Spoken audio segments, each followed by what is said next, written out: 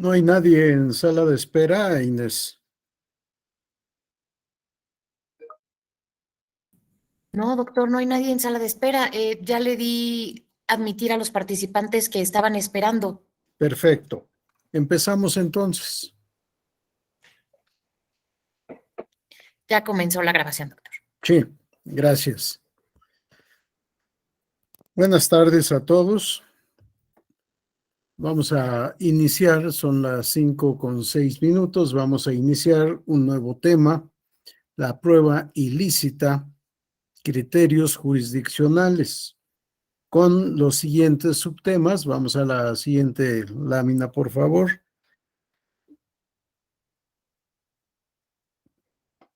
Ilicitud de la prueba, criterios de los tribunales internacionales, criterios de la Suprema Corte de Justicia de la Nación y criterios del Tribunal Electoral del Poder Judicial de la Federación.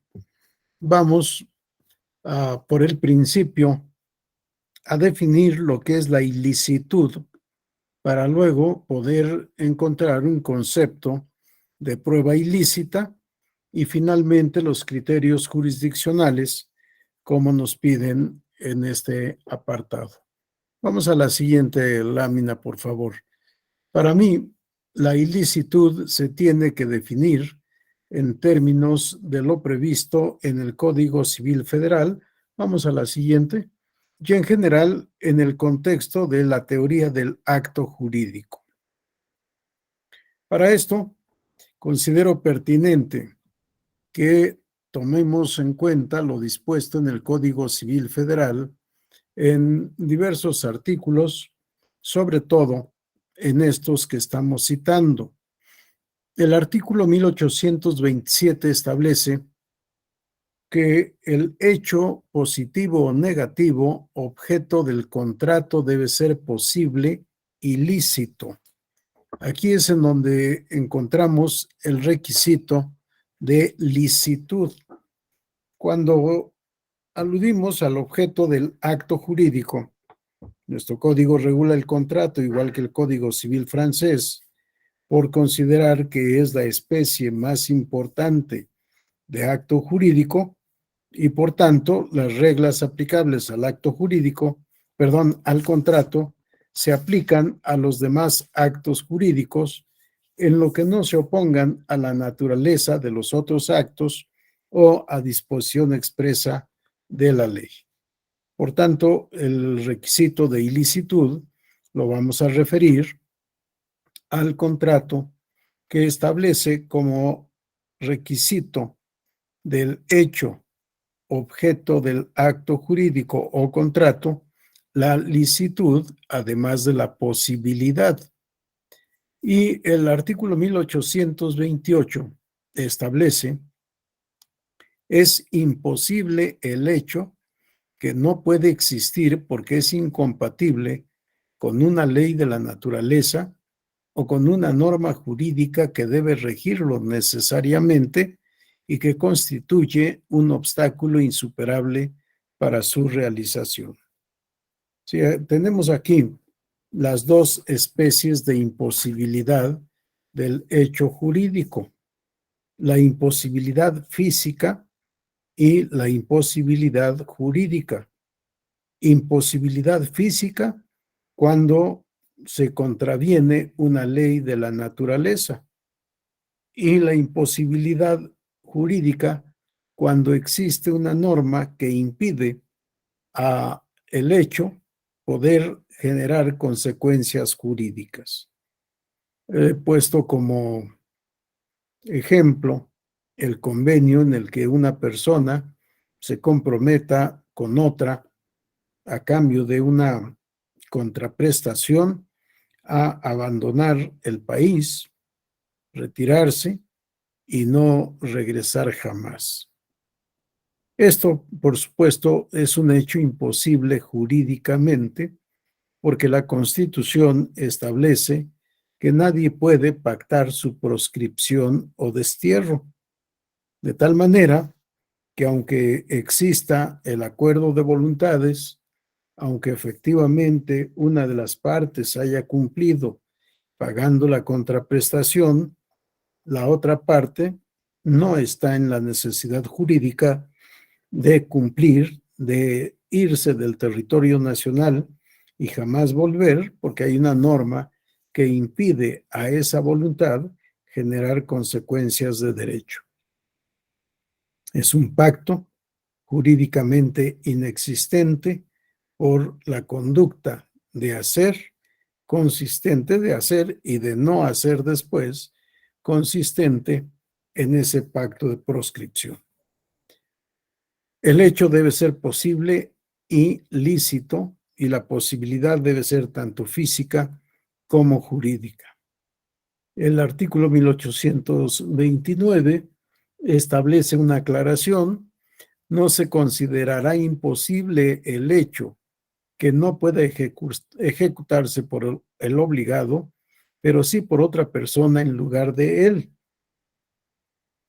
Si me comprometo a pintar un óleo, un cuadro, después no puedo decir, pues yo no lo puedo hacer, estoy negado para las artes y jamás he hecho un dibujo, menos un óleo que pueda ser entregado como contraprestación a lo pactado.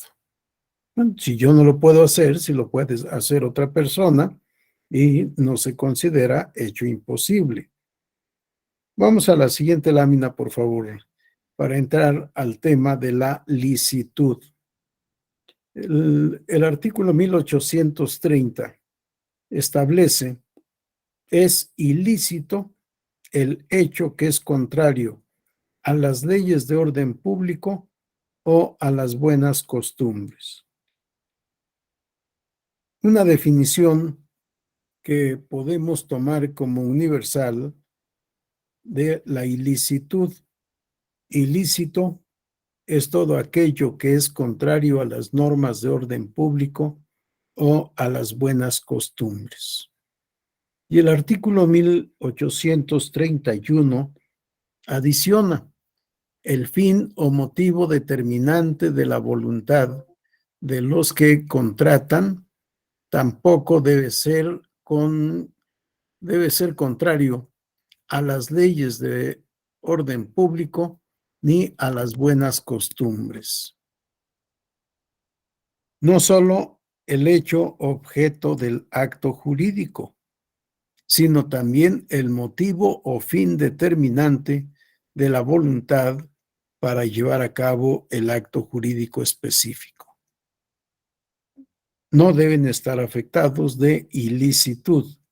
Deben ser hechos lícitos, conductas lícitas, tanto la conducta en sí misma como la causa y el motivo o fin de esa conducta.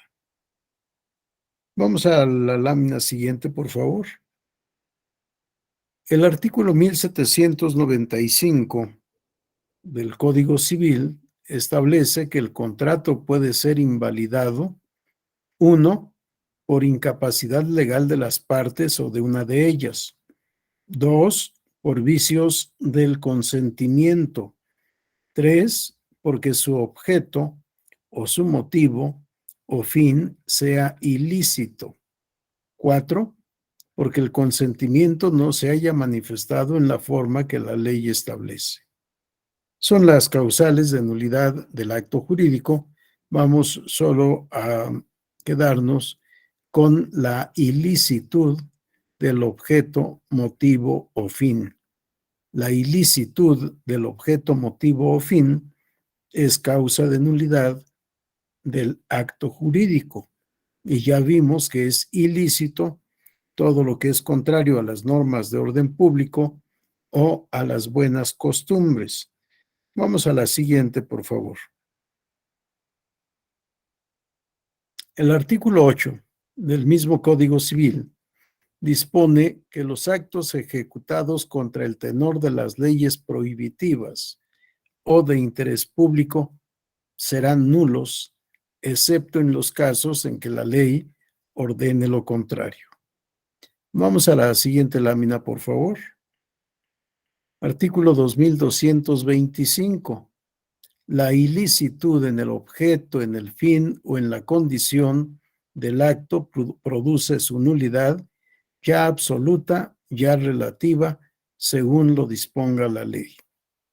Bien, de la lectura de todos estos artículos del Código Civil Federal, podemos concluir, primero, es ilícito o es ilícita toda conducta contraria a las normas de orden público o a las buenas costumbres. La ilicitud, dos, la ilicitud es, por regla, causa de nulidad del acto jurídico. Excepcionalmente, no afecta la validez del acto jurídico. Y tres, la ilicitud es causa de nulidad relativa o absoluta del acto jurídico según lo disponga la ley. Y finalmente, como cuarta conclusión, la ilicitud es por regla causa de nulidad absoluta del acto jurídico. Excepcionalmente, será causa de nulidad relativa del acto jurídico y con mayor excepción y solo por disposición expresa de la ley, no habrá nulidad a pesar de que la conducta llevada a cabo sea ilícita. Estos temas los podemos trasladar sin ningún problema a otras áreas del derecho, entre ellas al derecho procesal y en especial al derecho probatorio. Vamos a la lámina siguiente, por favor. Esto si tomamos en consideración lo dispuesto en el artículo 1859 del Código Civil Federal, que en realidad contiene un principio general del derecho, cuando menos del derecho mexicano. Las disposiciones legales sobre contratos serán aplicables a todos los convenios y a otros actos jurídicos, en lo que no se opongan a la naturaleza de estos o a disposiciones especiales de la ley sobre los mismos. Si lo que acabamos de leer, comentar de el hecho ilícito, de la conducta ilícita en materia contractual y en general en materia de acto jurídico, es aplicable a todos los actos jurídicos a menos de que se oponga a la naturaleza del acto jurídico en especial o bien a una disposición expresa en el particular sobre la materia en la que estemos, de la que estemos estudiando, analizando o litigando. Todo esto me trae a otra reflexión, porque dijimos al definir la ilicitud, ilícito es todo lo que es contrario a las normas de orden público o a las buenas costumbres. Pareciera que moral y derecho son dos ámbitos normativos diferentes, separados, que no tienen vínculos de unión. Y sin embargo, esto es un error.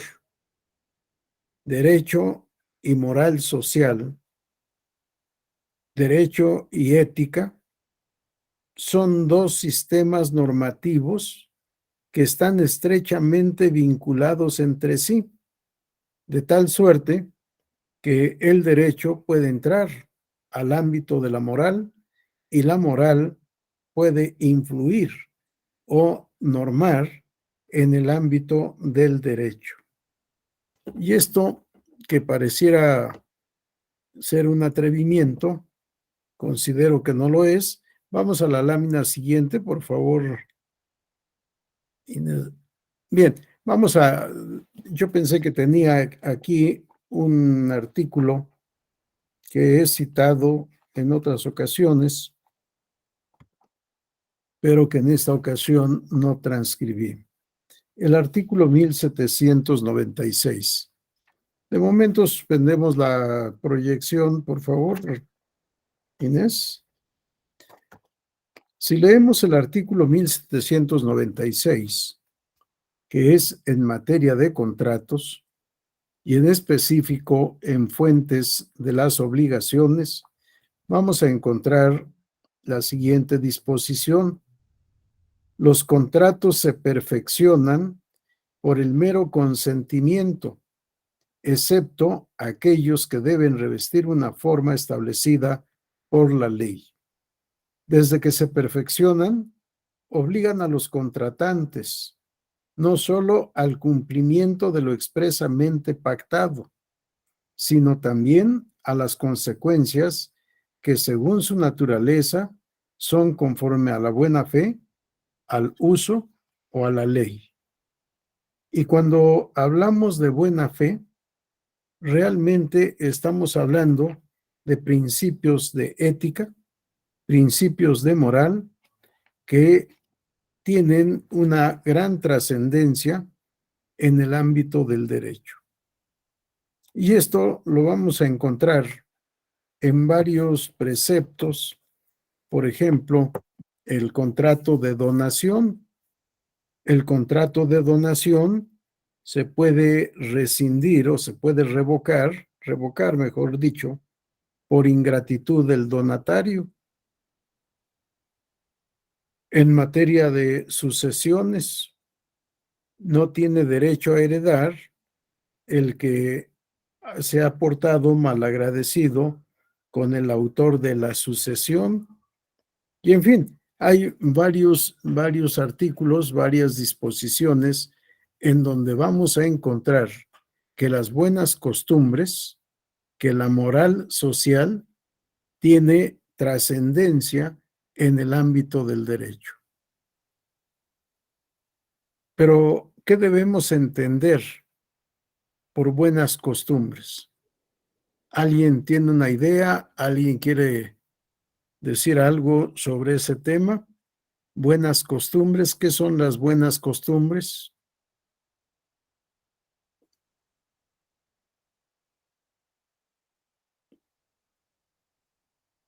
Bueno, si nadie se anima, a ver, Fernando Irving, adelante.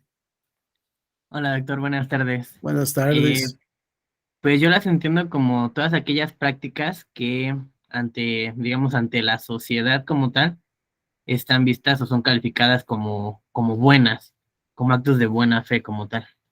No sé, un ejemplo sería, o para mí sería, em,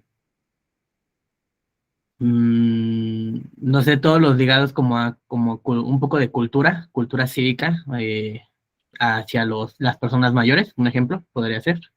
Claro. Sí, claro. Claro, un tema interesante este de el respeto a las personas adultas mayores, porque tiene que ver con el tema de derechos humanos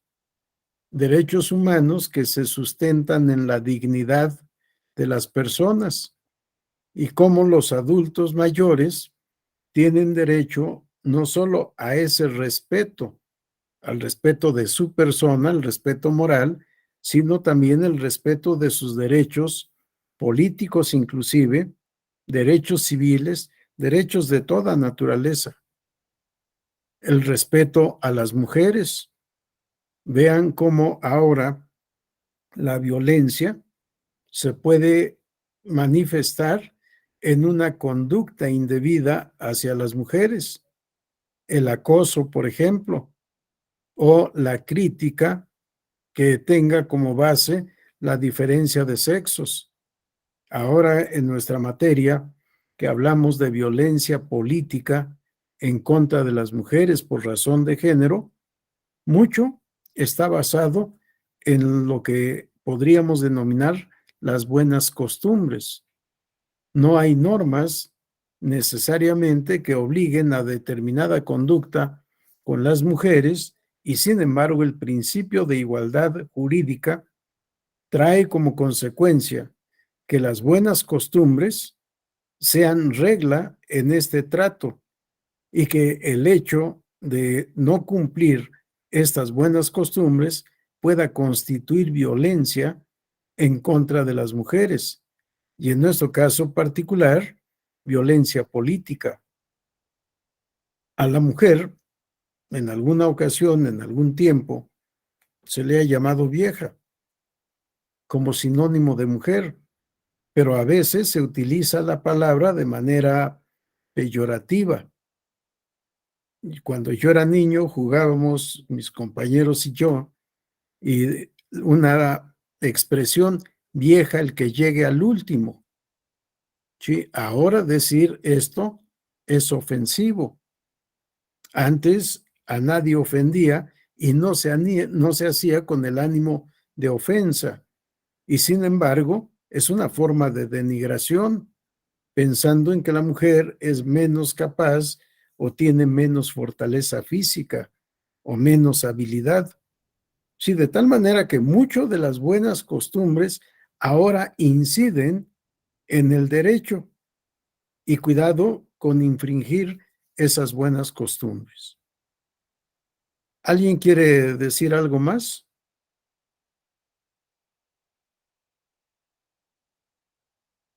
¿No?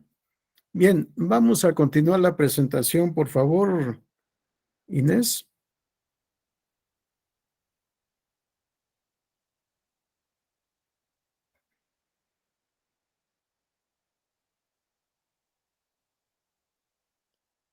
Gracias.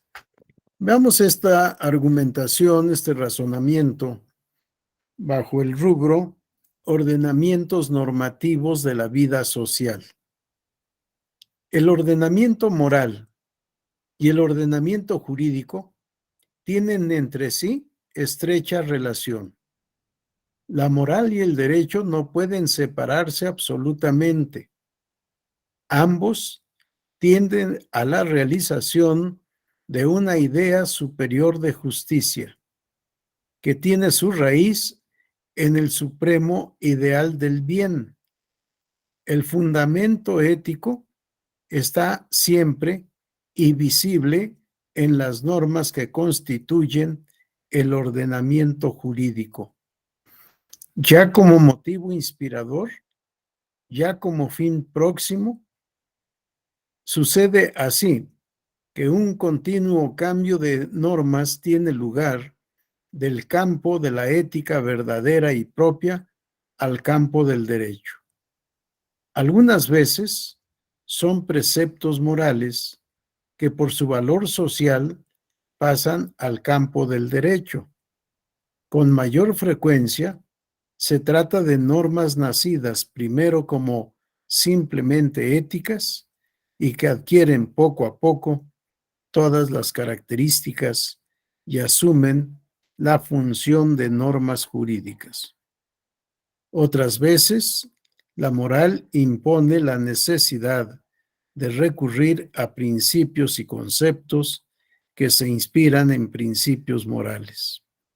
El artículo 12 del Código Civil, vamos a la siguiente diapositiva.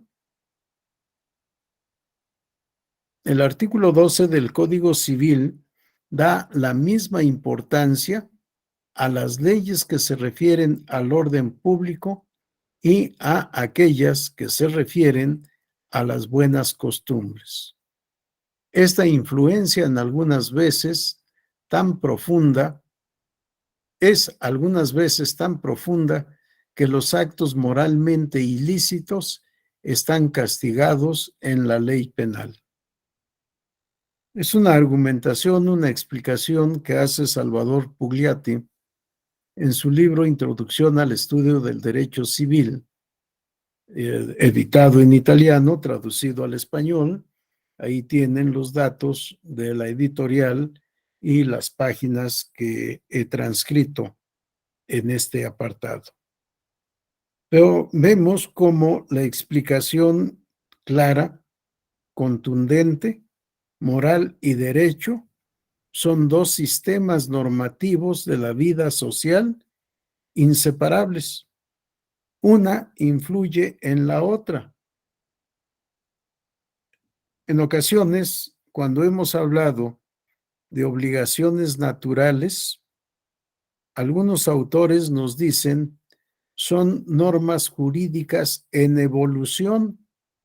en realidad parten de ser normas morales que evolucionan sin llegar a constituir todavía normas jurídicas perfectas. Y otros autores dicen son normas jurídicas en involución o en degradación que van dejando el mundo del derecho para quedarse solo en el ámbito social, ético o moral. Y aquí leemos cómo algunas conductas éticas o morales son sancionadas por el derecho. Y un ejemplo pudiera ser tanto de obligaciones naturales como de estas conductas sociales, morales, éticas, sancionadas por el derecho. Hay juegos prohibidos. La pelea de gallos, por ejemplo, la pelea de perros, el juego de baraja, el juego de cartas, está prohibido o están prohibidos.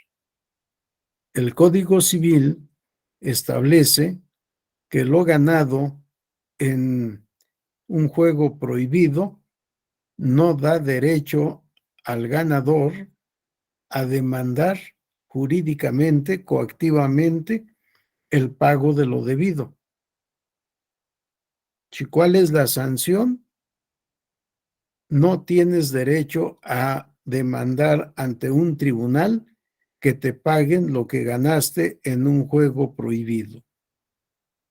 Y al revés, el que paga para cumplir lo perdido en un juego prohibido no tiene derecho a recuperar lo pagado.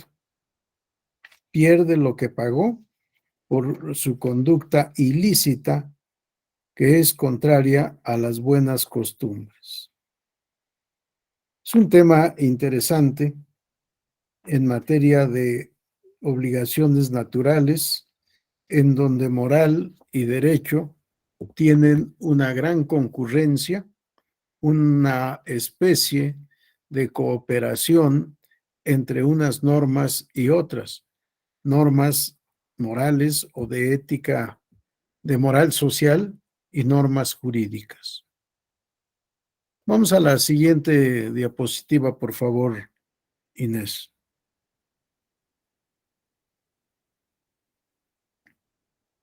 Otro autor, Claude Dupasquier, en su libro de Introducción a la Teoría General del Derecho y a la Filosofía Jurídica, nos dice: penetración de la moral en el derecho. La moral circula en el interior del derecho positivo como la sangre en el cuerpo. El derecho de una sociedad, en efecto, está profundamente inspirado por el sentido de la justicia inherente a esta colectividad. Pero la primera parte, si la moral circula en el interior del derecho positivo como la sangre en el cuerpo. Si moral y derecho no se pueden separar. Moral y derecho están una dentro de la otra. Vamos a la siguiente diapositiva, por favor. La relación dinámica entre el derecho y las reglas del trato social en la historia. Esto es una explicación de Luis Recasens Siches en su libro Introducción al Estudio del Derecho. Nos dice Recasens Siches: hay que advertir que en ocasiones el derecho recoge algunas reglas del trato social y las convierte en normas jurídicas para determinadas personas que se hallen en cierta situación. Así, por ejemplo, en ciertos casos, la ley de derecho transforma en norma jurídica una regla de decencia de pudor, de decoro, de compostura, etc. Y recoge en su seno lo que manden las buenas costumbres, lo que determine el pudor, lo que establezca el decoro, lo que exija la correcta compostura, y así se prohíbe por el derecho aquello que ofende a las buenas costumbres, los atentados al pudor, el comportamiento indecoroso en una sala de administración de justicia o en el parlamento o en un aula. Ahora bien, en tales casos, la norma jurídica no define lo que se entiende por buenas costumbres, decoro, decencia, pudor, compostura, sino que se remite a lo que dispongan las costumbres que estén vigentes sobre estas materias. Que estén vigentes, por supuesto, en un lugar y tiempo determinados. Vamos a la siguiente diapositiva, por favor. También de Luis Recasén Siches, pero este argumento o esta argumentación en su libro Nueva Filosofía de la Interpretación del Derecho. Y nos dice, una norma jurídica es un pedazo de vida humana objetivada, sea cual fuere su origen concreto, consuetudinario, legislativo, reglamentario, judicial, etc.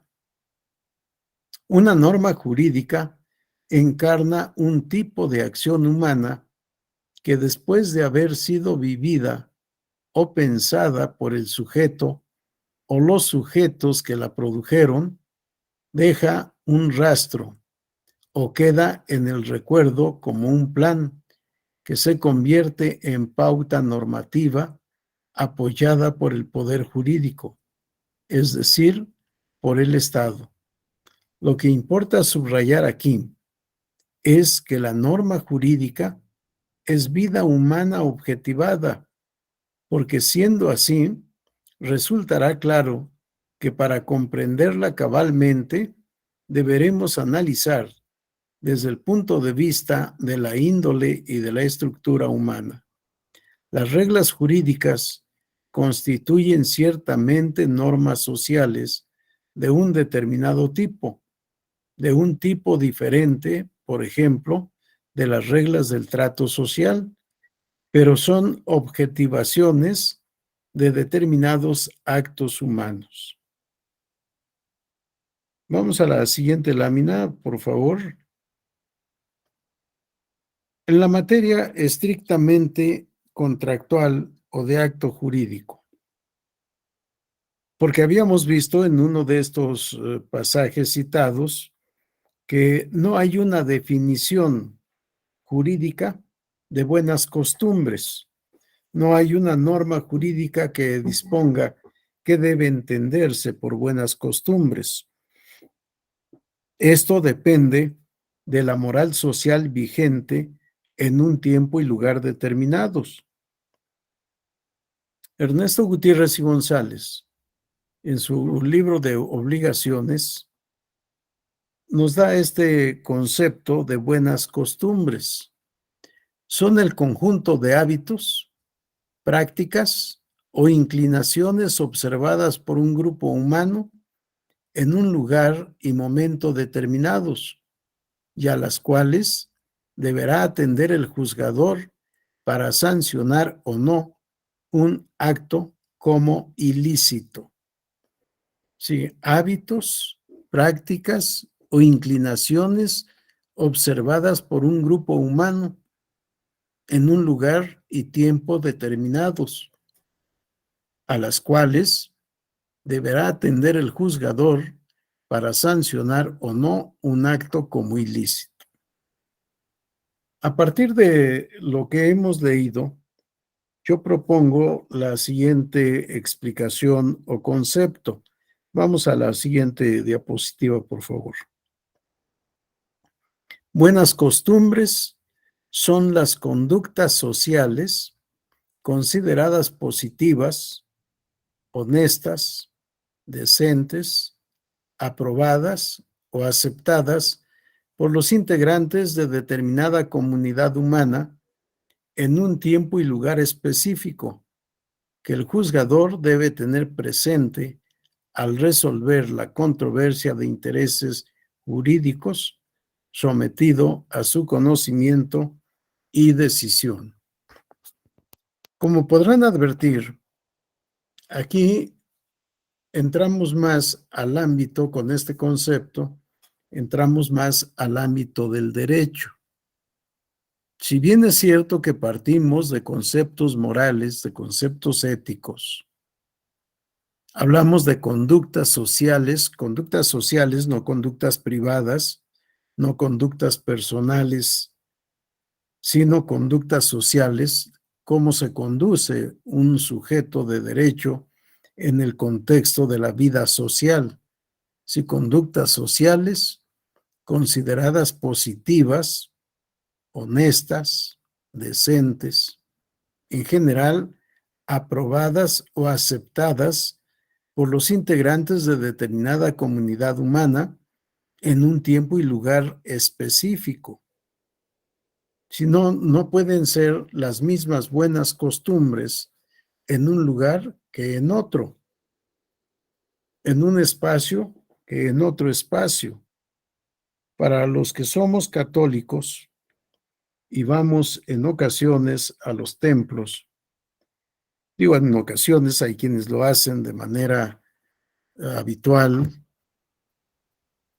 constante, quienes lo hacemos de manera casual y vamos en plan de observación a estos lugares de culto religioso, podremos encontrar letreros interesantes en donde se pide a las mujeres en ocasiones vestir decentemente, en ocasiones moralmente o adecuadamente. Y dicen, sin los hombros descubiertos y además sin falda o vestido corto, menos aún en short o en traje de baño, porque obviamente en los puertos también hay templos y puede la gente andar como quiera. Y sin embargo, ha habido en zonas costeras, en puertos, ha habido ayuntamientos que prohíben andar en bikini o con traje de baño en la costera. En la playa, ningún problema, pero saliendo de la playa no pueden andar de esta manera vestidos o vestidas. Sí, depende del lugar lo que se considere buena o mala costumbre. Habrá que atender a la práctica social, pero todo esto ya en nuestro caso, incidiendo en el ámbito procesal. Por eso señalo que son esas costumbres sociales vigentes en un lugar y tiempo determinados que el tribunal debe tomar en consideración al momento de resolver un litigio, una controversia de intereses de trascendencia jurídica, una controversia de la cual está conociendo, por eso digo, sometido a su conocimiento y decisión. Él va a resolver este conflicto de intereses y en algunos casos habrá necesidad de tomar en consideración las buenas costumbres, las costumbres sociales aceptadas o rechazadas en determinados lugares. Y esto incide mucho, sobre todo, en el derecho administrativo para el caso de infracciones administrativas o en la materia familiar, en la materia civil, en la materia contractual, en fin, los ámbitos de aplicación de las buenas costumbres los vamos a encontrar en muchos aspectos de la vida y, por supuesto, también en el derecho penal. ¿Alguna pregunta o comentario hasta esta parte?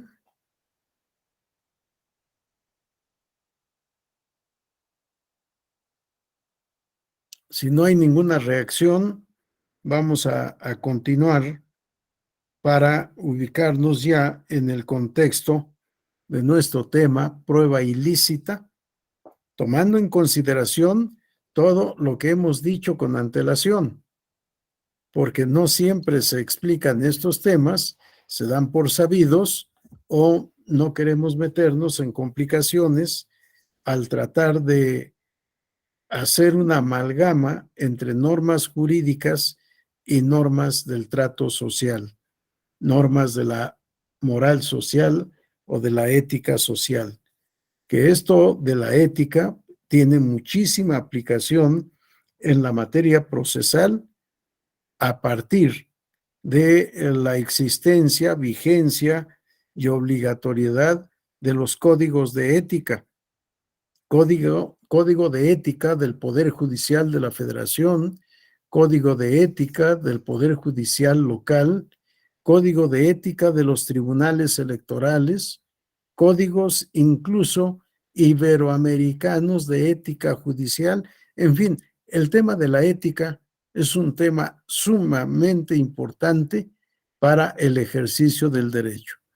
Y en la materia procesal debemos atender a estos temas de ética social o moral social, de buenas costumbres, de conducta adecuada en una audiencia, en una sesión pública, en el interior de los edificios que albergan los tribunales. Bien, si no hay comentarios, vamos a la lámina siguiente, por favor, Inés. El tema de la prueba ilícita, para mí, tiene trascendencia en distintos aspectos y momentos del derecho probatorio. Es un tema que debe tener presente la parte que ofrece y aporta una prueba. Habíamos dicho en alguna otra sesión, la prueba es raciocinio, la prueba es argumentación. Al momento de proponer una prueba, debemos pensar si la prueba será eficaz o no, si es una prueba ilícita o una prueba lícita. Y por tanto, cómo debemos aportarla o bien si debemos abstenernos de aportarla. Si el tema de la prueba lícita e ilícita empieza desde el primer momento procesal, desde el ofrecimiento y la aportación. Por supuesto que también trasciende en el momento de la recepción, pero sobre todo al acordar la admisibilidad o el rechazo de las pruebas ofrecidas por las partes en un juicio determinado. Esto implica una calificación de las pruebas. Asiento aquí una calificación inicial porque de inicio, en principio, el oferente debe calificar la prueba que ofrece, pero el tribunal debe calificar la prueba al momento en que la recibe y más aún al momento en que la admite. Saber que está admitiendo pruebas lícitas, no ilícitas. Pero también la contraparte, al momento de conocer el acervo probatorio que ofrece su contraparte, tiene derecho a revisar, a calificar e incluso a objetar las pruebas de su contraparte si considera que son ilícitas. Si este momento de calificación inicial es inicial en distintos momentos, según se hable de la parte actora, de la parte responsable, en nuestra materia del tercero interesado, del coadyuvante o del tribunal.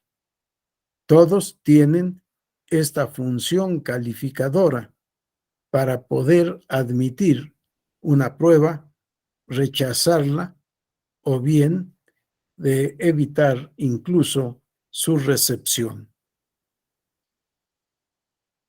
Pero también es un tema de selección o clasificación de pruebas.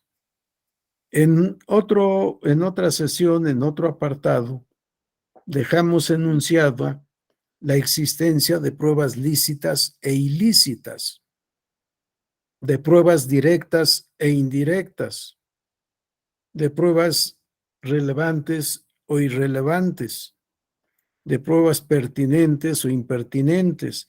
En fin, es parte de la clasificación, de la selección de las pruebas previa calificación. Y finalmente, es un tema de exclusión de la prueba, de inadmisión de la prueba. La prueba ilícita no se debe admitir. La prueba ilícita, por regla, está excluida de las normas y principios del debido proceso. El tema de la prueba lícita o de la prueba ilícita está en el contexto del debido proceso.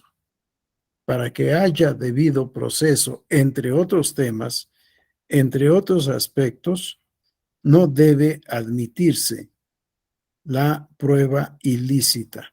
La prueba ilícita debe estar excluida de todo proceso. Aunque esta aseveración tampoco se debe tomar como una aseveración con validez universal, con validez absoluta. En el derecho, en mi opinión, todo es relativo. No podemos hacer afirmaciones absolutas porque corremos el riesgo de equivocarnos, de incurrir en excesos, de lo que debemos cuidarnos mucho. Bien. Vamos a la siguiente diapositiva, por favor, Inés.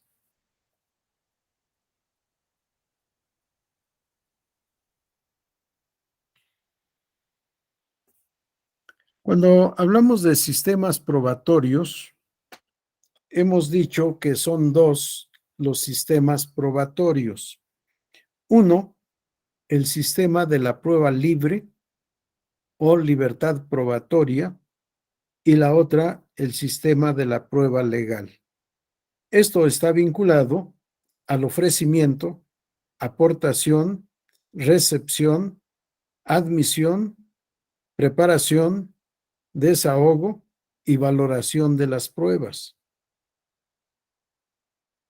El sistema de la prueba libre, si recuerdan, dijimos, conforme a esta tendencia del derecho, son admisibles todos los medios o elementos de prueba siempre que no sean contrarios a la moral o al derecho. Y aquí es en donde encontramos ya la mayor vinculación entre licitud, ilicitud, moral social y normativa jurídica. Son admisibles todos los medios o elementos de prueba siempre que no sean contrarios a la moral o al derecho. ¿Cuál moral? A la moral social. En cambio, en el sistema de la prueba legal, solo son admisibles los medios o elementos de prueba expresamente reconocidos en la ley.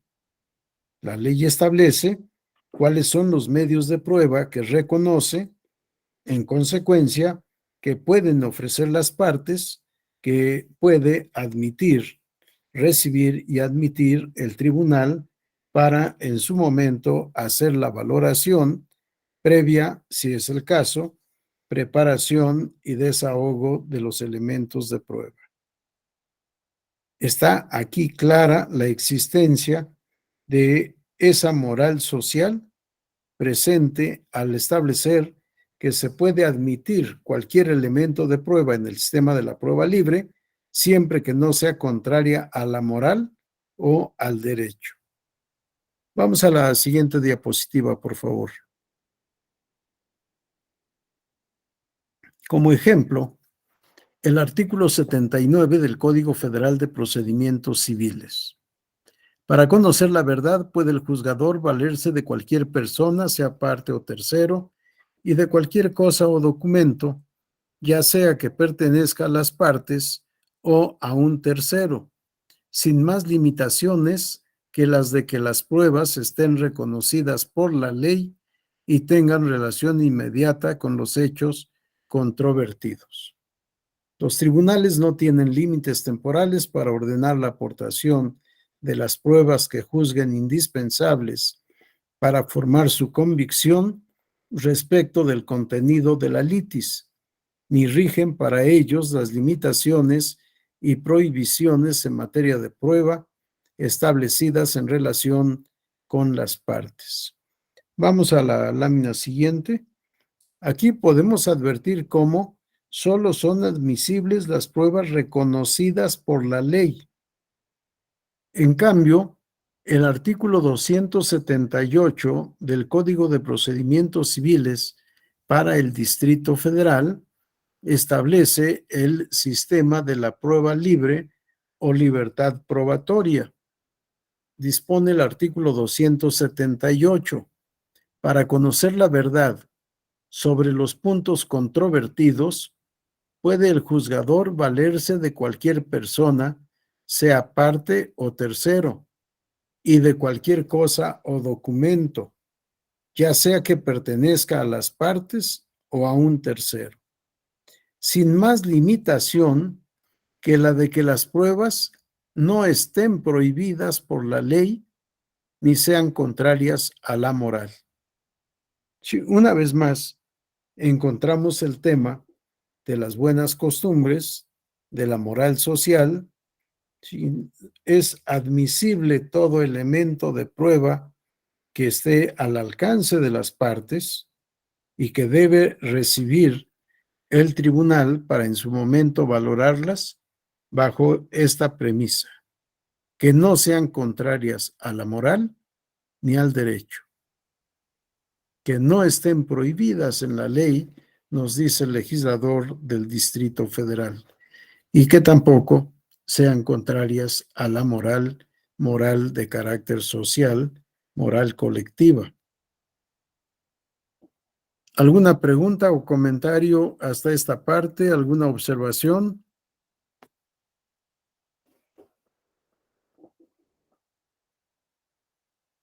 Nadie tiene ningún comentario. Adelante, Adilene. Gracias, doctor. Buenas tardes. Buenas tardes. En el caso dice, y de cualquier cosa, Sí. en una situación donde se ofrezca alguna cosa, ¿cómo se hace obrar en el expediente? ¿Se hace una inspección de la cosa y se levanta acta circunstanciada o cuál sería ahí el procedimiento? Correcto. Cosa es el concepto jurídico. Cosa es todo lo que puede ser objeto de una relación jurídica o de un acto jurídico. Sí, y efectivamente podemos pensar en algún bien material, cómo será recibido y cómo será resguardado. Cosa es una carta, cosa es una escritura, cosa puede ser dinero, cosa puede ser una joya, claro, también puede ser un animal. En la elección de 2006, si no mal recuerdo, al impugnar la elección presidencial del Partido de la Revolución Democrática, no fue en 2006, fue en 2012 probablemente. Y creo que en el 12. ¿Sí? Que ofrecieron como pruebas chivos, pollos, y no me acuerdo qué otros animales más. Y no sé si se consultó o no se consultó al presidente y en su caso al colegiado, a los magistrados, pero el secretario general los recibió y dio fe hasta de la edad de los animales. Sí, y en dónde resguardarlos, cómo recibirlos y cómo resguardarlos. Pero en fin, se presentan problemas, por supuesto. Se puede embargar una casa. Si la casa queda a disposición del tribunal y el tribunal en dónde va a guardar la casa. O se puede asegurar una casa. Vamos a pensar que en esa casa, desafortunadamente son noticias de todos los días, en esa casa se resguardan, se tienen a personas privadas de su libertad y ahí puede haber elementos o instrumentos de tortura que pueden ser ofrecidas como pruebas de la tortura que son sometidas las personas. ¿A dónde van a resguardar esas cosas? O las armas que se confiscan a la delincuencia, ¿en dónde guardarlas? Depende de cada caso concreto.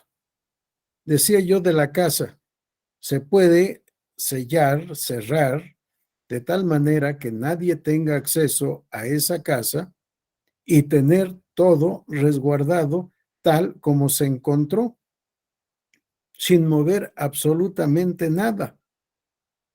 Que el fedatario, los peritos en su caso, puedan llegar y advertir, el juez inclusive, y advertir las cosas cómo están dispuestas, qué es lo que tienen, manchas de sangre quizá restos de piel, probablemente cabello, no sé. Sí, entonces, ¿cómo resguardar las cosas? Cómo prudentemente proceda en cada caso concreto. Sí, si me ofrecen como prueba un animal, pues obviamente no lo voy a poder tener en el tribunal. Habrá que adquirir o contratar servicios de alguna veterinaria para que ahí pueda estar o de alguna granja, algo que nos permita resguardar el objeto de prueba. Pero claro, también habrá que tener mucho cuidado, por eso hablaba yo de la calificación del raciocinio inicial. Una gallina, un chivo, ¿de qué pueden ser prueba? Pues obviamente de nada. Si nos dicen, nos estaban entregando chivos, pollos, patos, etcétera, a cambio del voto, pues simplemente con el testimonio o con dar fe de que el testigo se presentó con una gallina y se retiró con su gallina. Es como en la materia penal, fe de hechos, fe de daños, fe de vehículo. Tengo a la vista y el vehículo pues se va a un depósito o se entrega a su conductor o propietario. Sí, depende de cada cosa. Si son fotografías, por supuesto que sí se pueden guardar en un espacio seguro del tribunal para en su momento poder valorar su contenido previa calificación, por supuesto. Sí, depende de la cosa. Si cosa en su sentido jurídico es todo lo que puede ser objeto de un acto jurídico. ¿Qué cosa es? Pues ya dependerá del caso concreto. ¿Es marihuana? ¿Es un plantío? ¿O es una cantidad X de marihuana? Pues no va a ser guardado en el juzgado. Habrá lugares donde haya posibilidad de resguardarlo o después de dar fe de ese objeto, mandarlo a un laboratorio para que den uso debido de ese producto. Sí, depende de cada circunstancia, depende de cada caso y por supuesto del tribunal y del secretario. porque de lo contrario, pues al rato tendremos nuestra granja en el tribunal. Como hicieron broma en ese año, al final del año los magistrados tendrán una cena de Navidad con chivos, patos y pollos. Ya tienen ahí su criadero, pero en fin, espero haber contestado, Adilene, el cuestionamiento que formulaste. Sí, pero sobre todo el concepto de cosa. Sí, ¿qué cosa? Cosa es todo lo que puede ser objeto de un acto jurídico. Cómo resguardar depende de la naturaleza y circunstancias de esa cosa y del tribunal. Bueno, si no hay alguna otra intervención, continuamos. Vamos a la siguiente diapositiva, por favor, Inés. Concepto de prueba ilícita. Vamos a la siguiente, por favor. Me parece interesante lo que dice Hernando Davis Echandía de la prueba ilícita. Son pruebas ilícitas las que están expresa o tácitamente prohibidas por la ley o atentan contra la moral y las buenas costumbres del respectivo medio social. Vean cómo aquí, ya en el contexto del derecho probatorio, del derecho procesal, tenemos los temas moral, buenas costumbres y normas jurídicas. Son pruebas ilícitas las que están expresa o tácitamente prohibidas por la ley o atentan contra la moral y las buenas costumbres del respectivo medio social o contra la dignidad y libertad de la persona humana o violan sus derechos fundamentales que la Constitución y la ley amparan. Fíjense, en unos cuantos renglones nos ha expuesto con una gran profundidad y amplitud todo el tema de la prueba ilícita, prohibida por la ley o contraria a la moral, a las buenas costumbres o contraria a la dignidad y libertad de la persona humana, nos dice él. Hay personas jurídicas que no son humanas, sino personas morales, o violan derechos fundamentales previstos en la Constitución y en la ley.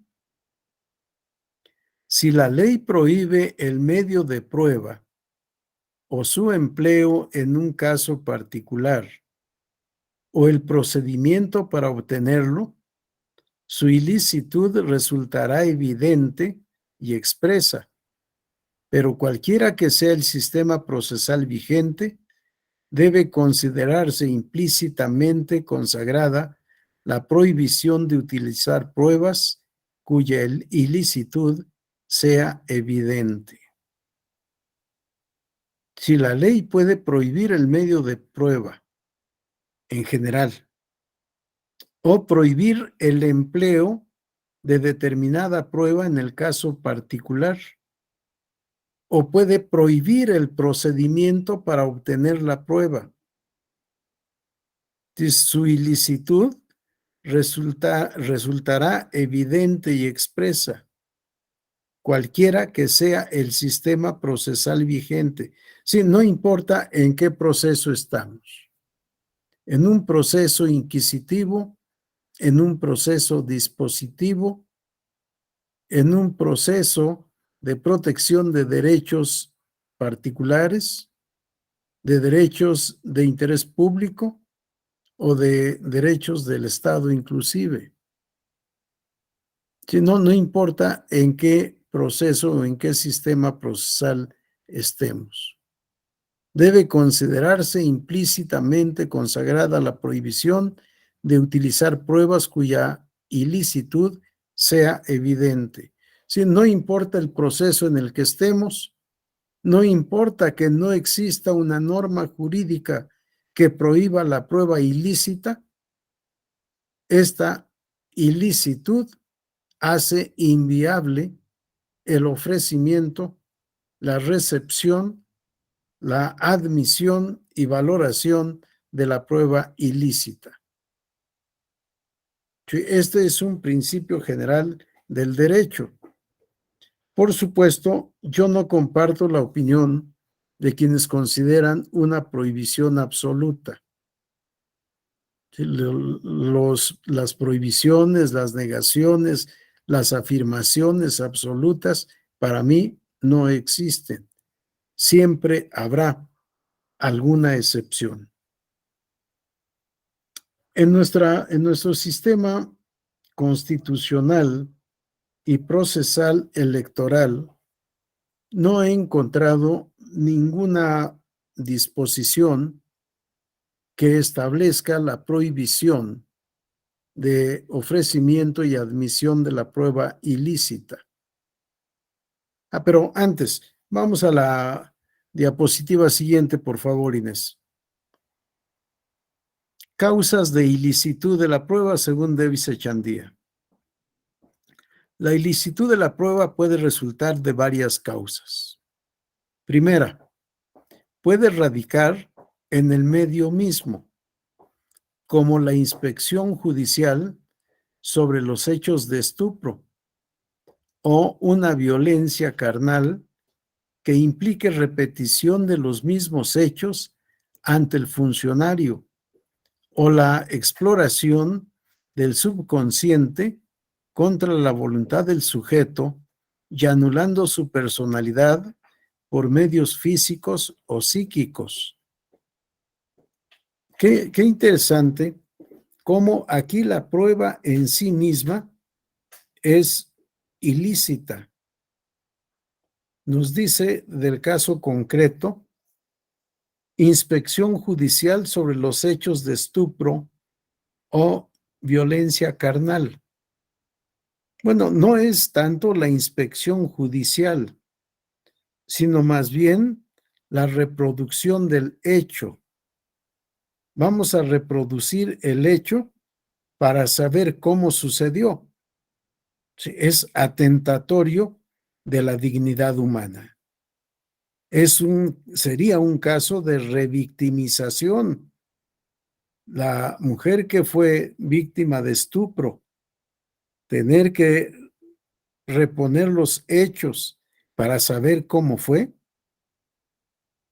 resulta incluso ilógico, no solo contrario a la moral, sino ilógico llevar a cabo una prueba de esta naturaleza. Es cierto que la reproducción de los hechos se puede hacer en otras materias y lo hemos escuchado, por supuesto, sobre todo en la materia penal. Lo vimos en el caso Colosio, cómo los peritos hicieron la reproducción de los hechos con el presunto homicida, el disparo que provocó la muerte, el movimiento que llevó a cabo el cuerpo de Colosio, cómo cayó, en fin. Sí, pero hay conductas, hay hechos, hay acontecimientos que se pueden reproducir para un mejor entendimiento, para una mejor comprensión y, en su caso, una mejor valoración. Pero hay otras que no se pueden repetir.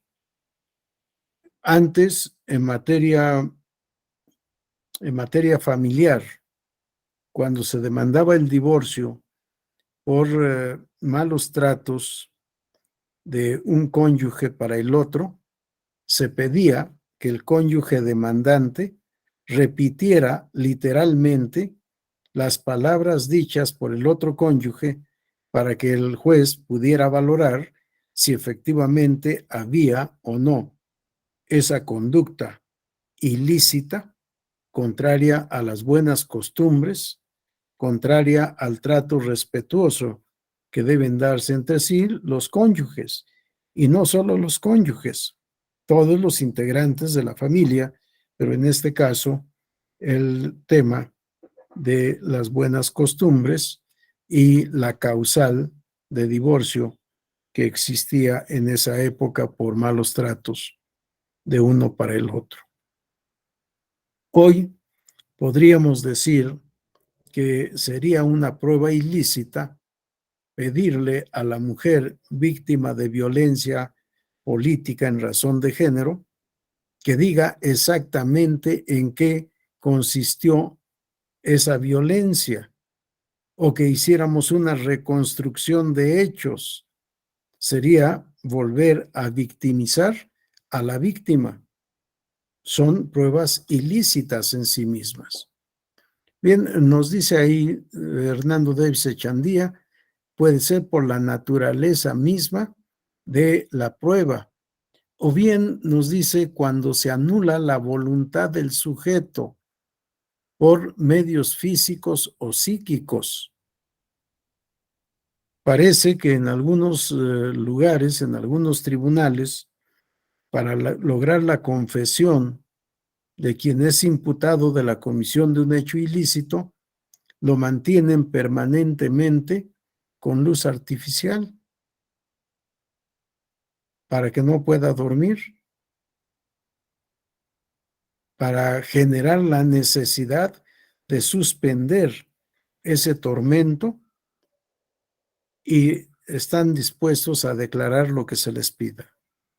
Si la tortura en términos generales, o si es que se puede hacer eso, la hipnosis, hipnotizar a una persona para que conteste lo que se quiere saber y lo que se quiere que declare bajo la anulación de su voluntad.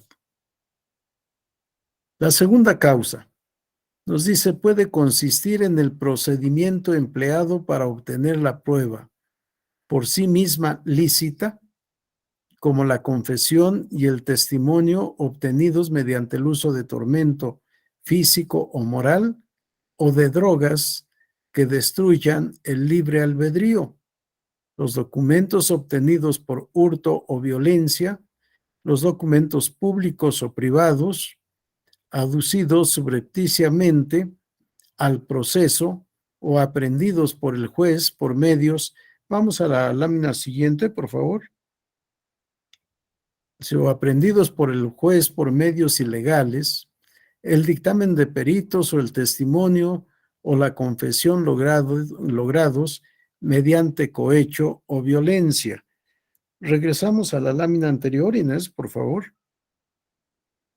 Para mí, Davis Echandía aquí se confunde entre la primera causa de ilicitud y la segunda causa de ilicitud, porque nos está hablando de los medios ilícitos para obtener la prueba y nos habla del tormento físico o moral o de drogas que destruyan el libre albedrío.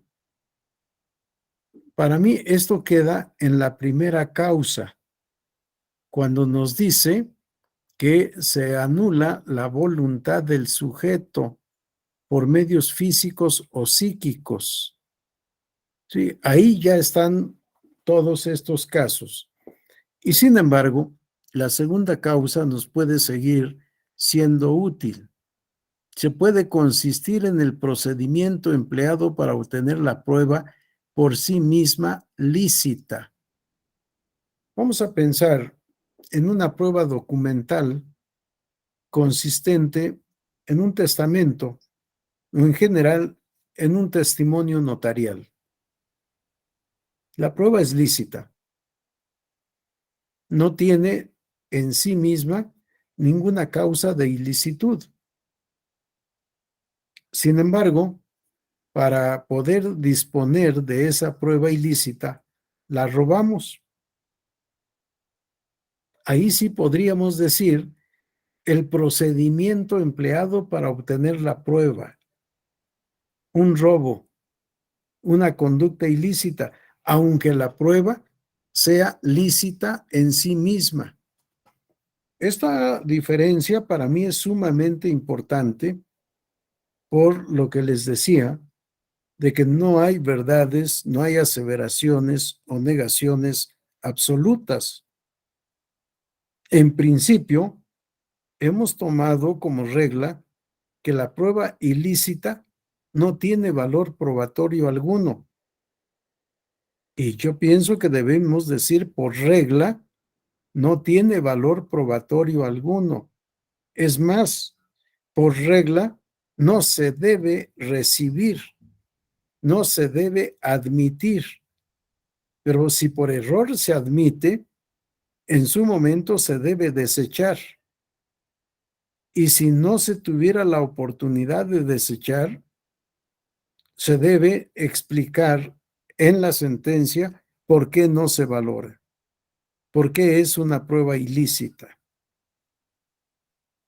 La prueba lícita obtenida por medios ilícitos hace que la prueba devenga ilícita. Con esta teoría elaborada, me parece que en el derecho anglosajón, denominada los frutos del árbol envenenado. Si todos los frutos que dé el árbol envenenado son frutos envenenados también.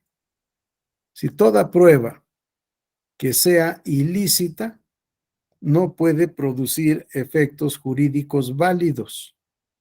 Toda prueba ilícita debe ser excluida del proceso, no debe ser tomada en cuenta. Yo tengo mis dudas y en su momento les comentaré. Bien, vamos a la siguiente lámina, por favor, Inés. Tercera causa.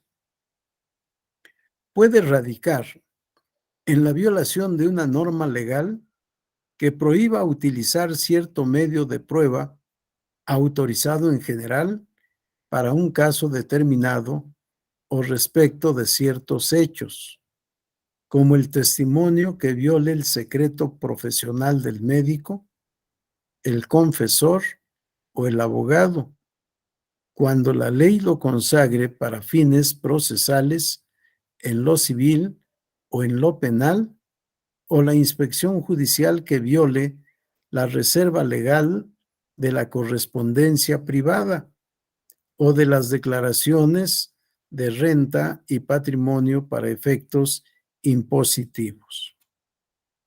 También varios temas que involucra en este aspecto de vicechandía. La prueba confesional nos dice es lícita, la prueba testimonial es lícita, pero si el testimonio o la confesión implican violación del secreto profesional, ya no es prueba lícita. Es una prueba ilícita porque el que rinde declaración tiene el deber jurídico de guardar ese secreto profesional. No tiene por qué decir lo que su cliente, paciente o feligrés le vaya a decir al sacerdote o confesor. Debemos tener cuidado en esta tercera causal, que establece prohibición, es cierto, prohibición que no se debe incumplir. También está el secreto fiduciario, el secreto bancario, el secreto fiscal y el secreto de la correspondencia privada.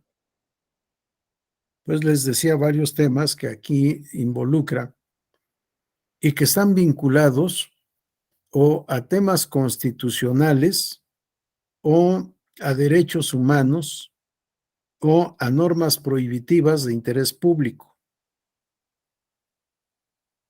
Si el testimonio y la confesión son pruebas lícitas por regla, pero no procede en estos casos que él apunta como tercera causal de ilicitud de la prueba. En la cuarta causa, Puede hablarse también de ilicitud de la prueba cuando existe una expresa prohibición legal de investigación, de investigar el hecho sobre el cual, vamos a la siguiente lámina, sobre el cual versa, como la paternidad del hijo de mujer casada en vida del marido a petición de terceros. Pero entonces la ilicitud se refiere en realidad a la investigación y no a las pruebas utilizadas. Nos dice David Sachandía es la cuarta causal, pero siempre no. No es la prueba la ilícita, sino que la ilícita es la investigación. Y entonces parece que ya no son 5 causas de ilicitud, sino que podríamos reducir quizá a 2 o 3 nada más. Y esto en casi todos los códigos civiles está previsto, está prohibida la investigación de la paternidad del hijo nacido de una mujer unida en matrimonio con persona distinta al que lleva a cabo o pretende llevar a cabo la investigación.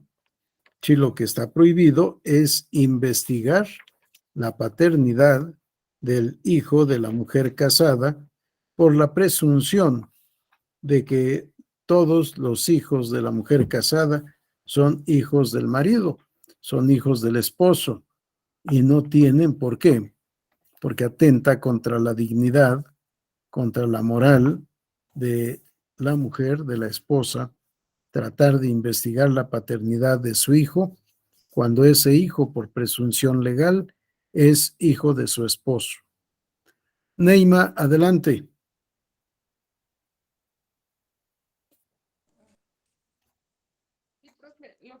Tal vez micrófono, Neima. ¿No se escucha? ¿No se escucha? ¿No se A ver, escucha? no alcanzo a escucharte. No sé si los demás escuchen. Se escucha muy bajo. Bajito. Sí, gracias. Bueno, A mi ver si puedes pregunta aumentar es volumen, que Neima. ¿cuál es la sanción Sí. para quien investigue? Que yo sepa, no hay sanción. Simple y sencillamente el juez no puede admitir que se lleve a cabo esa investigación de paternidad del hijo de mujer casada. Si no, Sí, pero no hay una sé, sanción que yo sepa, no. para la persona que lo hizo.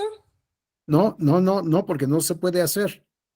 No, es que le digo, o sea, yo he visto casos en Sí, los que la suegra hace eso. Y bueno, entonces, aunque esté prohibido, o sea, ya una vez que se descubre, pues ya es causa un daño irreparable. Porque a ver, aunque se quiera castigar, o sea, ya causó el daño, pues. Entonces, por eso me preguntaba, ¿hay perdón, alguna Neima. sanción?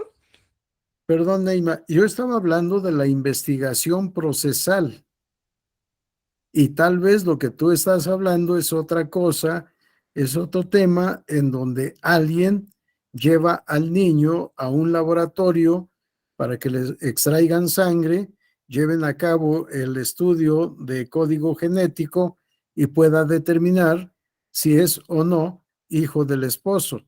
Efectivamente, en muchos casos pasa eso. Sí, yo supe de un caso específico de alguien que me platicó. Antes de cualquier cosa, primero llevé al niño para que le hicieran estudio de sangre y una vez que supe que sí era mi hijo, procedí a todo lo demás. Sí, que yo sepa, no hay una sanción, pero puede ser que en el Código Penal tengamos algo. Si alguien sabe de este tema, que nos diga, por favor, si hay alguna sanción desde el punto de vista penal, no desde el punto de vista administrativo, porque no es una infracción, tampoco desde el punto de vista civil o familiar, que yo sepa, no hay sanción. Pero si alguien sabe si en la materia penal existe algún tipo penal y, por supuesto, una sanción, que nos haga el favor de decirnos. Porque efectivamente causan daño y muchas veces un daño moral irreparable que puede llevar incluso al divorcio o al menos a la separación o a una vida mal avenida entre la pareja sin haber sido culpable ninguno de los dos. Gracias por el comentario, Neima. Y si alguien sabe de este tema, que nos diga, por favor, si no ahora, en el transcurso de los días en que todavía nos estaremos viendo. Bien, si no hay algún otro comentario, vamos a la lámina siguiente. Oh, perdón, creo que faltó la causal quinta, ¿verdad? Sí, nos faltó la causal quinta. En un sistema de prueba legal, será ilícito todo medio que no pueda quedar incluido entre los legalmente autorizados, pero esto será de muy rara ocurrencia porque es difícil encontrar alguno que no tenga el carácter de documento o indicio o testimonio o dictamen de perito o confesión. Efectivamente, dice Davis Echandía, en un sistema de prueba legal será ilícito todo medio que no pueda quedar comprendido o incluido entre los medios legalmente autorizados.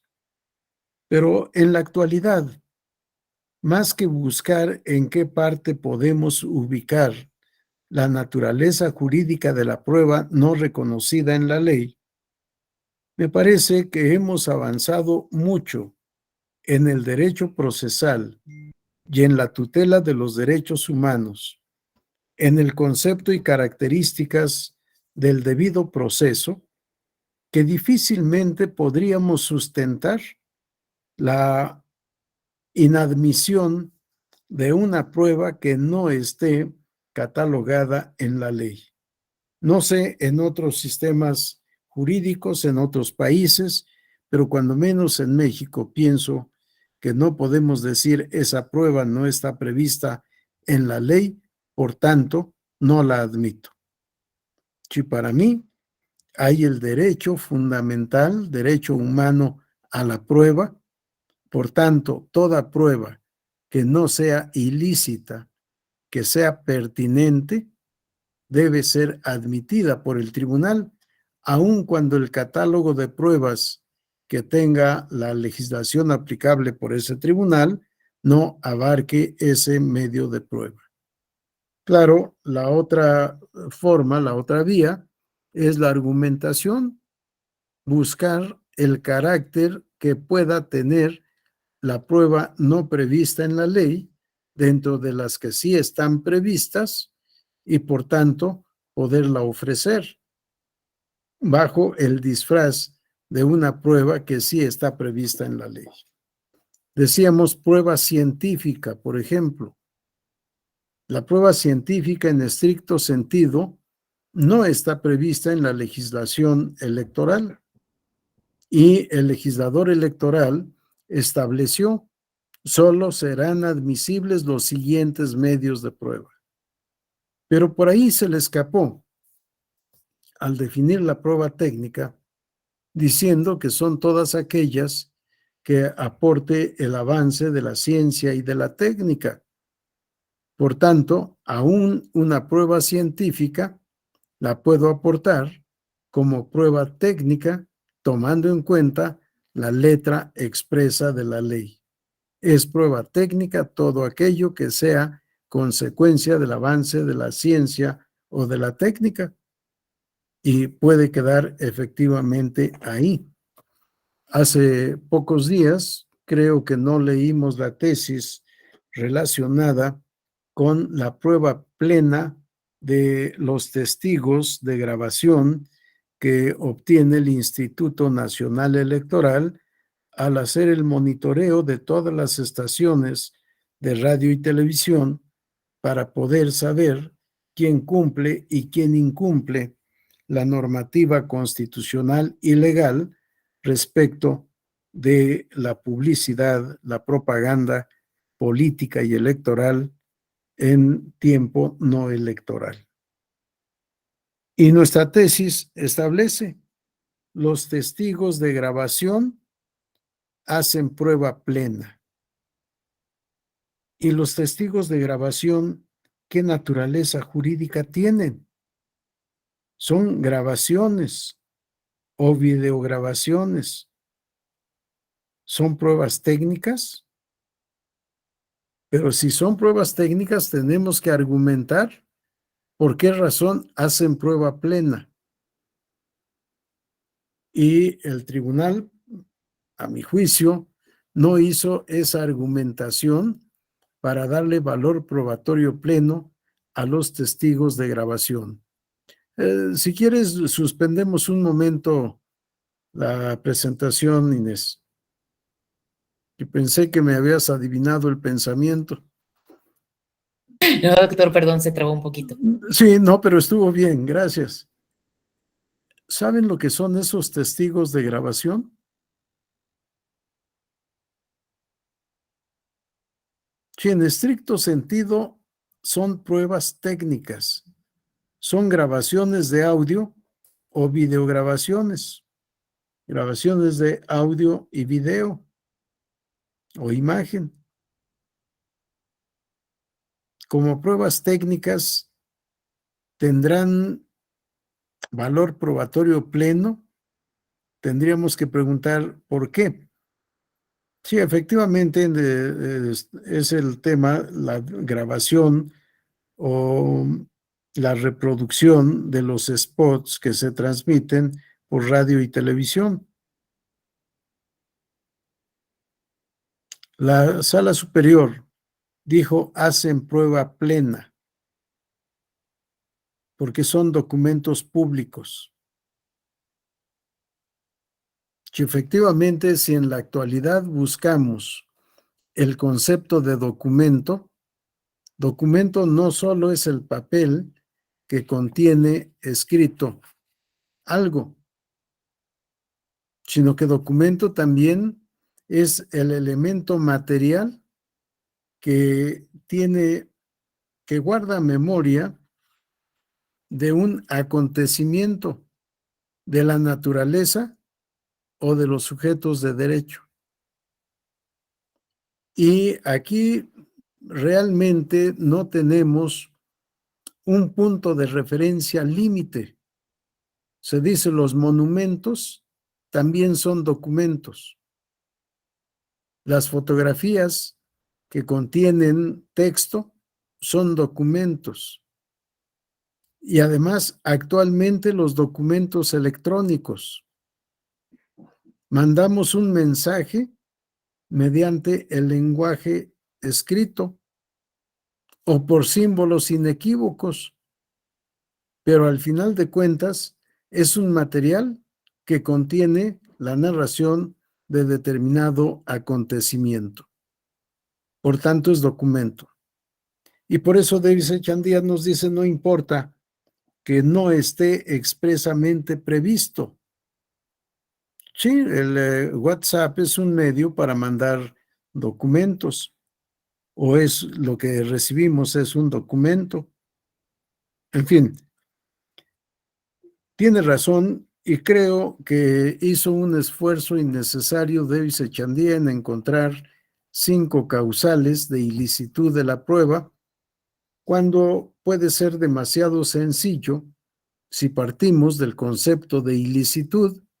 Nos quedamos ahí y todo lo que tipifique conducta contraria a las normas de orden público o a las buenas costumbres será ilícito. Bien, vamos a la siguiente diapositiva, por favor, Inés.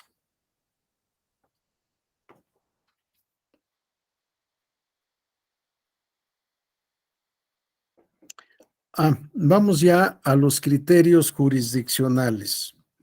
Antes de entrar a los criterios de los tribunales internacionales, les decía el tema de la prueba. Si quieren, suspendemos un momento la grabación, la presentación. El tema de la prueba ilícita está en el contexto del debido proceso. No tenemos nosotros en la legislación, o cuando menos que yo conozca, ninguna norma que prohíba el ofrecimiento, aportación, recepción, admisión, preparación, desahogo y valoración de la prueba ilícita. Todo lo que tenemos en materia de prueba ilícita es en la doctrina o en la jurisprudencia. En la jurisprudencia especializada en materia electoral o en la jurisprudencia común de los otros tribunales facultados para establecer jurisprudencia. Que además, he de decirles, para mí, jurisprudencia no es lo que casi todo mundo define como jurisprudencia obligatoria. Para mí la jurisprudencia es todo criterio sustentado por un tribunal al momento de dictar sentencia para resolver un litigio. Si todo criterio sustentado por un tribunal al momento de dictar sentencia para resolver un litigio tiene naturaleza jurídica de jurisprudencia. Nada más que divido la jurisprudencia en jurisprudencia lato sensu y jurisprudencia stricto sensu. Lato sensu es lo que les acabo de decir. Todo criterio sustentado por el tribunal al dictar sentencia para resolver un litigio. Jurisprudencia en sentido estricto. El criterio obligatorio para el propio tribunal, para sus integrantes y para los demás órganos de autoridad previstos en la ley aplicable al caso concreto. Si esto que comúnmente definimos como jurisprudencia, yo la considero jurisprudencia en sentido estricto.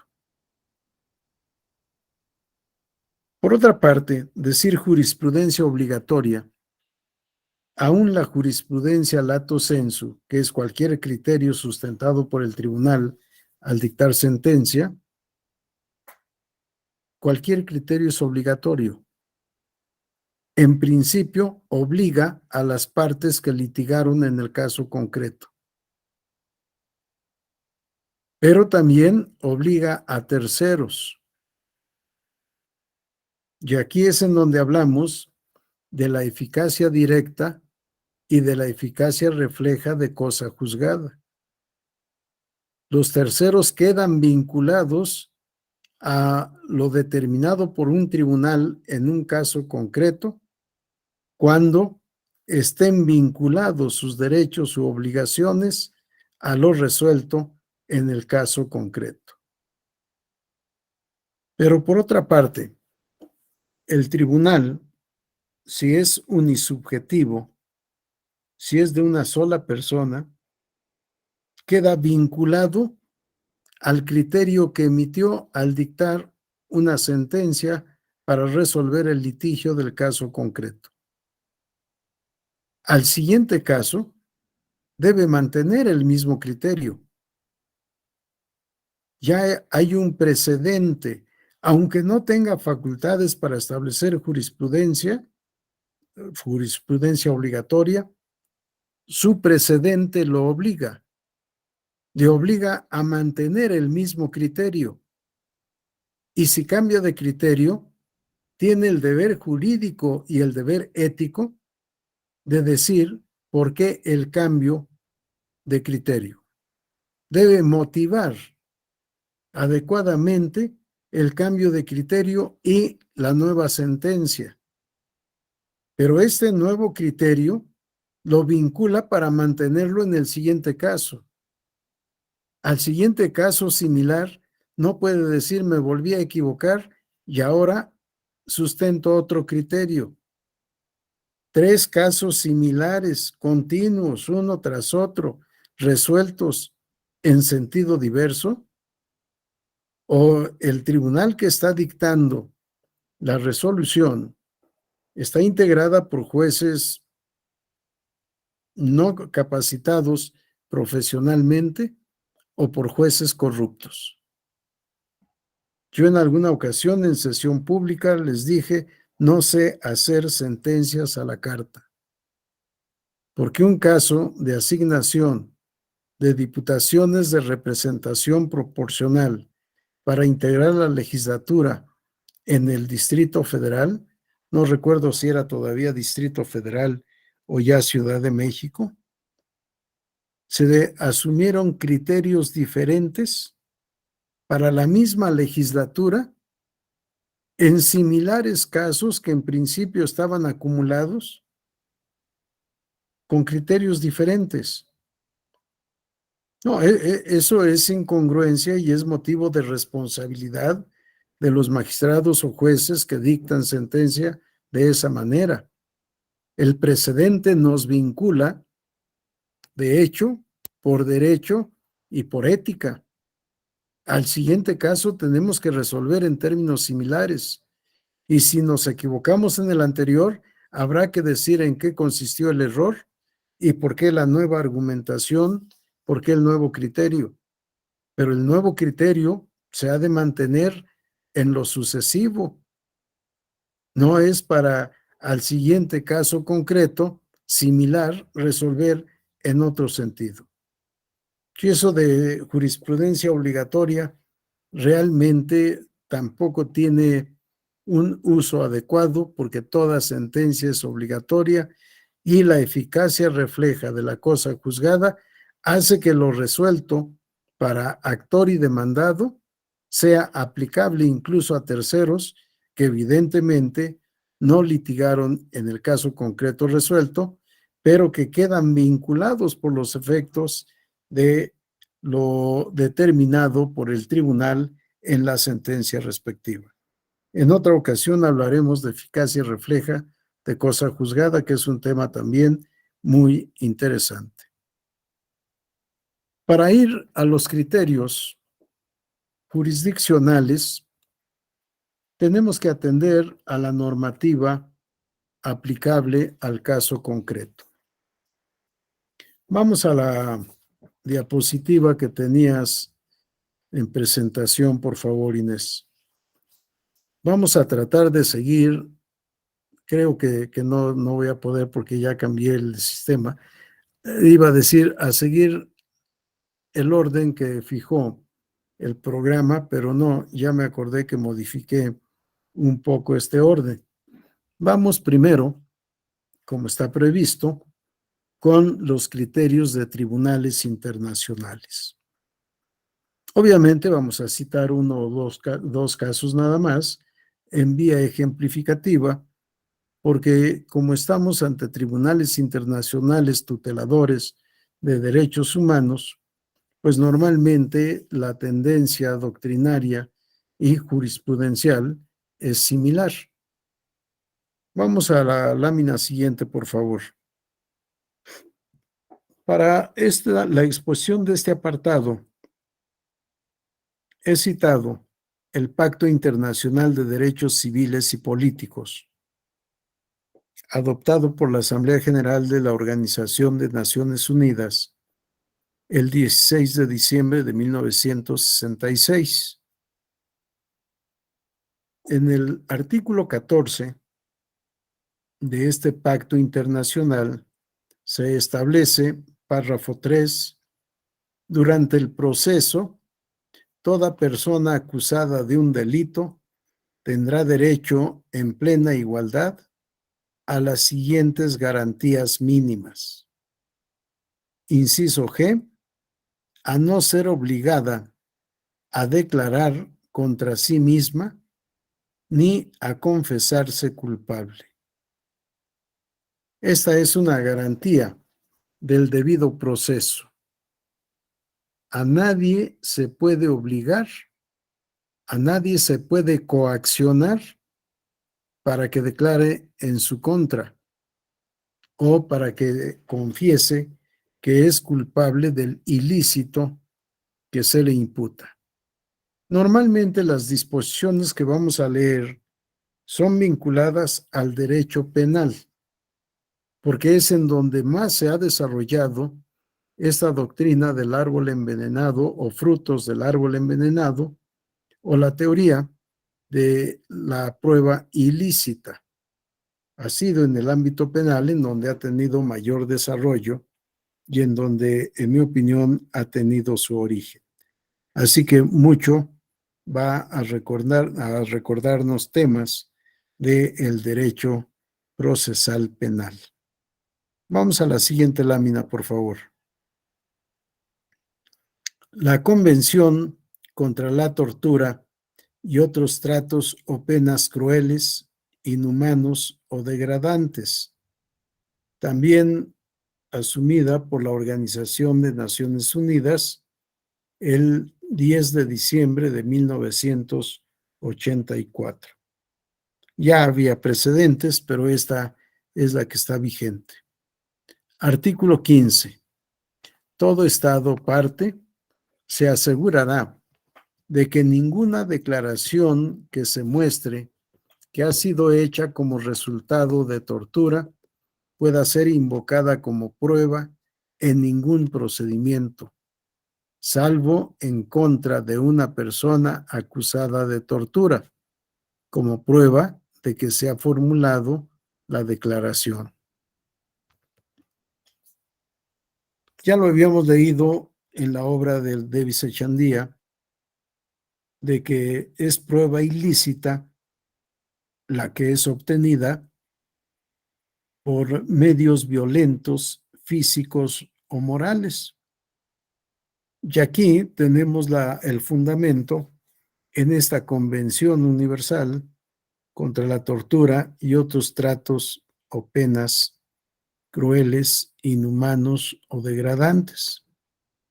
Ninguna declaración que se demuestre que ha sido hecha como resultado de tortura pueda ser invocada como prueba, salvo que sea prueba en contra de la persona acusada de tortura, es decir, salvo como prueba en contra del torturador.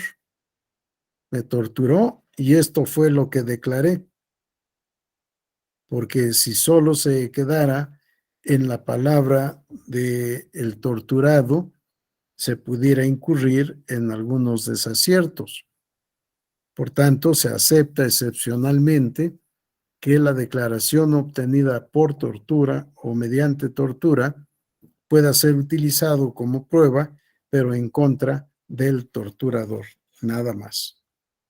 Vamos a la siguiente diapositiva, por favor. La Convención Americana sobre Derechos Humanos, adoptada por la Organización de Estados Americanos el 22 de noviembre de 1969. Artículo 8, con rubro Garantías Judiciales, párrafo 2. Toda persona inculpada de delito tiene derecho a que se presuma su inocencia mientras no se establezca legalmente su culpabilidad. Durante el proceso, toda persona tiene derecho en plena igualdad a las siguientes garantías mínimas.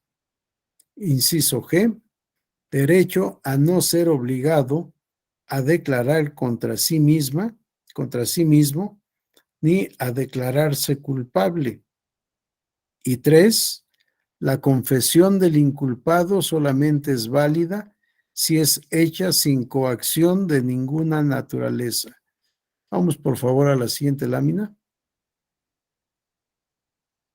Artículo 25 de la misma Convención Americana sobre Derechos Humanos con el rubro Protección Judicial, párrafo 1.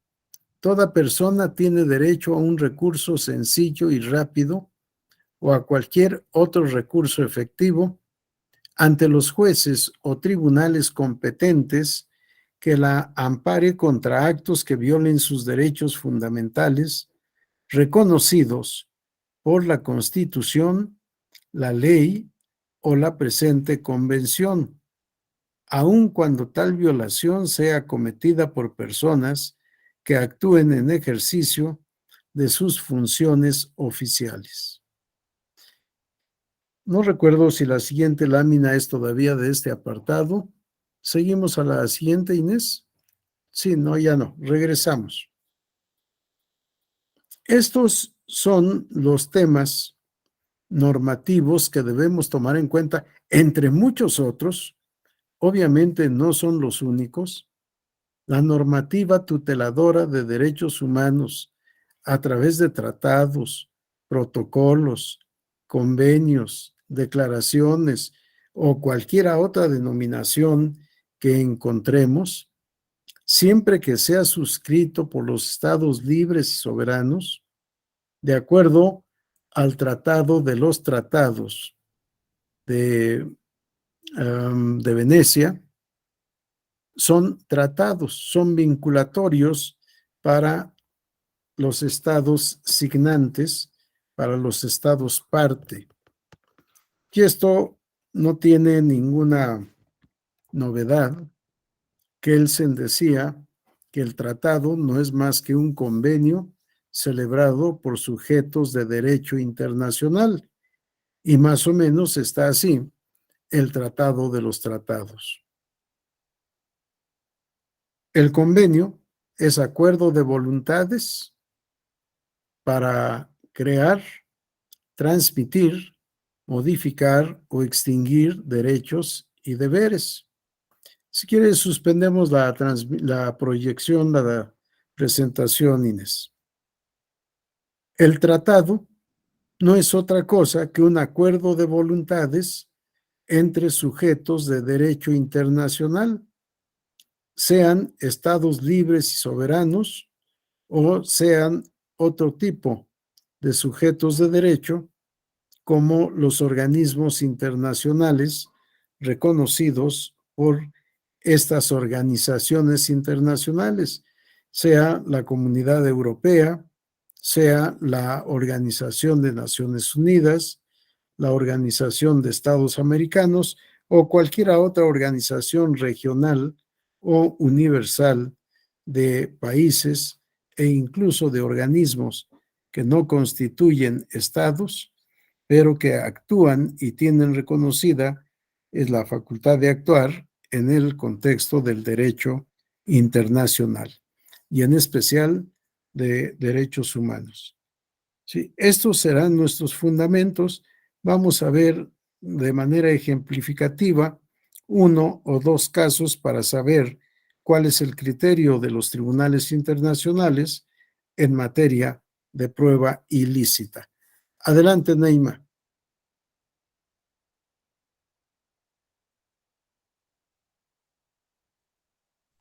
No, maestro, fue un error.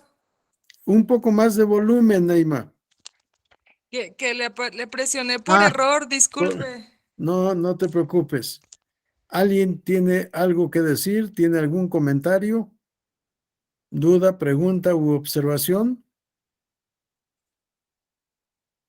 Bien, si no tenemos intervenciones, son las 6:59.